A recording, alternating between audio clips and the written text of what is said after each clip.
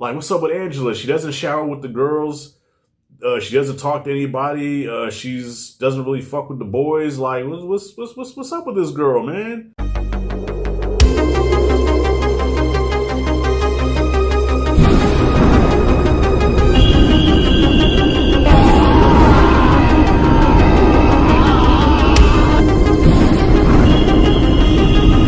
All right, y'all. So I did a first time watch, and you're gonna be surprised. Well, you know, no surprises in the fucking thumbnail. But I know you're like, Rashad, you're a horror fan, and you've never seen that? Nah, I've never. Look, Sleepaway Camp was one of those movies where I would always walk past it, and for some reason, I just did the whole thing with the knife in the shoe didn't appeal to me because it gave Friday the 13th vibes. It gave off Friday the 13th knockoff vibes. And I'm like, well, if I want Friday the 13th, I'm running Friday the 13th. I don't want to see no knockoff, you know. And that's what I thought Sleepaway Camp was. And guess what? When I watched it, it kind of what it is. Friday the 13th is already a B movie, right? This was like a C minus D movie, okay? This was a copy of an already cheesy ass B movie, right? But here's the thing. There's a little twist to it because, yes, I guess Friday the 13th was, what the fuck is that? Damn, I got snot in my nose the whole time. You know what? Yeah, I forgot that first Friday the 13th was kind of a mystery movie. So they do the same thing here, right? But, okay, so I'm about to get into spoilers, y'all, because this movie was made in 83. So if you have not seen this movie, stop this video, watch it, come back, let's talk about it. I'm just going to get right into it, y'all. This shit was a trip, all right? This was Friday the 13th knockoff. Mystery killer offing people, right? Some decent kills, but the acting is even worse. What's James Earl Jones's pops doing in here, man? He's the not even the mystical magical Negro. He's just like the ignorant Negro that is illiterate, inarticulate, and yeah. What's James Earl Jones' pops doing in this movie? There's some perverted stuff in here that goes on where I'm like, yeah, this movie would not fly nowadays. This movie would be in this so-called culture that we're in right now. The way when these kids get off the damn bus and the adults, the counts, not the counselors, but the fucking adults that work there are eyeballing these girls just walking by. I'm like, wait a minute, ain't these girls like 14, 15 years old? Like, what are you doing?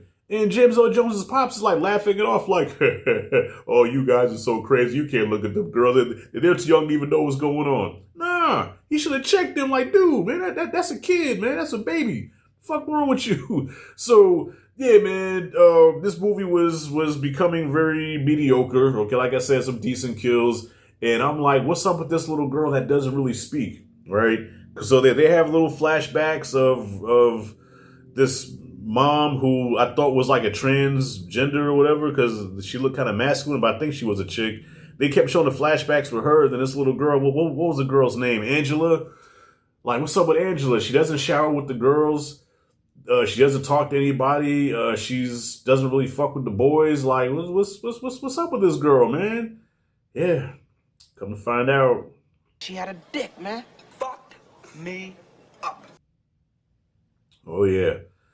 And one of the most weirdest twists in movie history that I've seen, I was like, usually I can see, especially with horror movies, usually I can see stuff coming. I did not see that coming.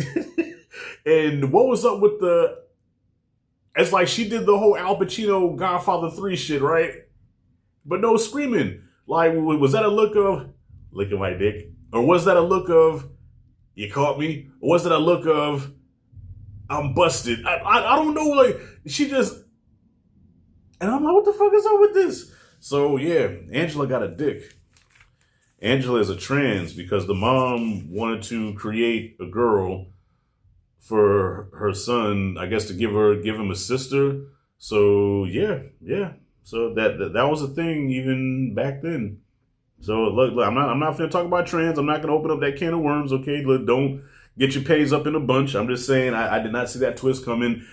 So, yeah, there's 4 more of these movies. I have no desire to watch it, but I will say, you know, if I never watch Sleepaway Camp again, I will never forget that ending. That shit kind of fucked me up a little bit. I ain't gonna lie, man. I'm like, because the whole time I'm thinking, well, I think that the real actress is a girl, but, you know, did they like, well, they didn't have digital back then, but I guess they kind of put her face in a boy's body.